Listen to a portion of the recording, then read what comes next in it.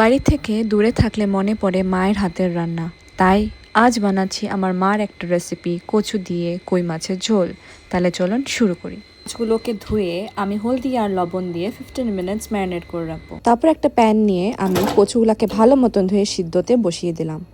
তারপর একটা কড়াই নিয়ে ওখানে 3 টেবিলস্পুন সরষের তেল অ্যাড করে মাছগুলোকে দিয়ে এপাট ওপাট করে ভেজে নিলাম। মাছ ভাজার পর আমাদের কচু রেডি হয়ে গেছে, তাই কচুর স্কিনগুলোকে ছাড়িয়ে নিলাম। এখন আবার সেম প্যানে 1 চামচ জিরে, 2টো তেজপাতা আর সিদ্ধ করা কচুগুলোকে ভেজে নিলাম। ভাজা হয়ে গেলে আমি 1 টেবিলস্পুন হলদি, 1 টেবিলস্পুন জিরা আর 1 টেবিলস্পুন ধনিয়া দিয়ে আর সামান্য অল্প জল দিয়ে আমি গ্রেভিটাকে সাজিয়ে নিলাম। আর পরিমাণ মতো নুন দিয়ে আমি গ্রেভিটাকে একটু ভেজে নিই।